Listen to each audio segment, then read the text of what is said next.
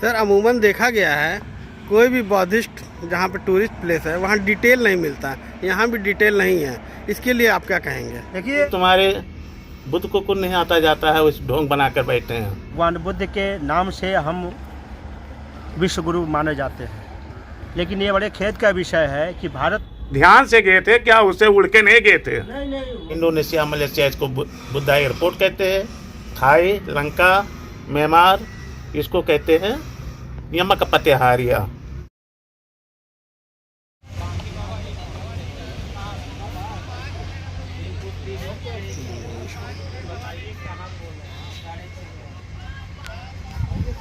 Indonesia Malaysia इसको Buddha airport कहते हैं। थाई, लंका, म्यांमार इसको कहते हैं यमक पतेहारिया। क्यों कहते हैं? जैन धर्म की इनकी नहीं बेटी थी, महावीर की। और आम का तो राजा प्रसन्न जी से बोले जैन वाले कि तुम्हारे बुद्ध को नहीं आता जाता है, उस ढोंग बनाकर बैठे हैं। कहीं कोई बात नहीं, अपने शिष्य को बताए हैं कि कोई चमत्कारी कहीं नहीं करना। तो उनको सीधी रिद्धि दिखाना था, उनको चमत्कारी। आम का बगीचा लगा था वो राजा प्रसन्न जी का, आम का बगीचा कटा दिया कि उसमें ना सीधी रिद्धि दिखा दे। उसमें माली रहता था, एक आम पा गया, डंडा ठोकते जा रहा था। तो उस दिन पूर्णिमा वाले दिन था, आषाढ़ पूर्णिमा वाले दिन था। कह रहा है चलो आज राजा को नहीं देंगे, आज भगवान को देंगे।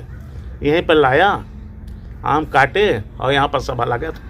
आम काटे और खाए, उसकी गिठली होती नहीं, उसको कहीं लगा दिया। आनंद ने पानी छोड़ा, इसने हाथ धोया, भगवान ने हाथ धोया। एक बार ताका तो छोटी पिए, दूसरी बार ताका बड़ा पिए, तीसरी बार में फल लग गया। इसलिए कहते हैं यमक पतेहारिया। और तब जैन वालों को मालूम पड़ा कि ये भगवान है, इनके पास भी है चमत्कारी। और ये जगह है, इसी जगह से सीधी रिद्धि से अपनी माँ के पास गए थे, महामाया दीदी के पास, धम्म उपदेश देने के लिए। ध्यान से गए थे क्या, उसे उड़ के नहीं गए थे? नहीं, वो मैं समझ रहा। ध्यान से गए थे। एक बार का बात बताया और इंतजार, सारे पुत्र और उनकी मौसी वहाँ इंतजार कर रहे थे संकिसा में, तब वहाँ गए। ये कहानी है यहाँ का।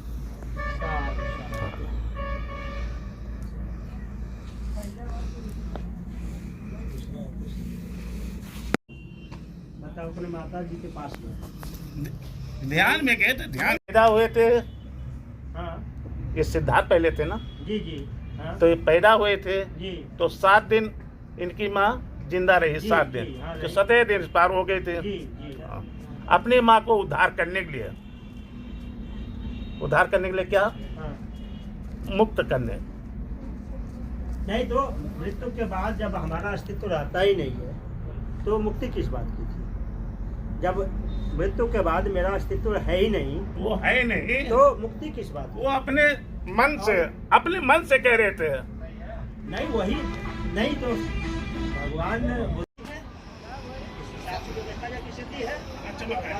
चमत्कार है, तो तब कैसे हम ब्राह्मणवादी व्यवस्था को गलत मान सकते हैं? चमत्कार करते हैं। इनको दिखाना था, वही कह रहा हूँ कि अगर और जैन धर्म वाले क्या उस समय में कुआं था, खेतों में बांस के ऊपर मटका बांध के। ये सड़कें इतनी गंदी है, इस पे सरकार का कोई फोकस नहीं है क्या इस पे? देखिए, जहाँ तक कि भारत माना जाता है भगवान बुद्ध के नाम से हम विश्व गुरु माने जाते हैं, लेकिन ये बड़े खेद का विषय है कि भारत में ही बुद्ध धर्म इतना उपेक्षित है जिसका परिणाम आप देख रहे हैं। 2500 साल से अधिक के इतिहास का परिणाम ये देखिए कि आज भी इस स्थल पे आने के लिए शुद्ध मार्ग नहीं है। हम कहीं ना कहीं ये मानते हैं इस बात को लेके कि भगवान बुद्ध को अगर आम जनमानस से विलोपित करने का कार्य किया गया तो एक मानसिकता के थ्रू ही किया गया। इसी कारण जितना भी बौद्ध स्थल है उपेक्षित है और संरक्षण के मामले में न के बराबर है। अगर इस स्थल को संरक्षित किया जाए, इस स्थल के बारे में बताया जाए, तो हमारा ये मानना है कि यहाँ पे पर्यटकों का तो आना जाना रहेगा ही रहेगा। हमारी जो संस्कृति, जो बौद्ध संस्कृति कितनी समृद्ध थी और कितना महत्वपूर्ण था, इसके बारे में भी लोगों को पता चलेगा। और यहाँ पे पर्यटकों का आना जाना जब शुरू होगा तो इससे धर्म का भी विकास होगा और पर्यटन का भी विकास होगा।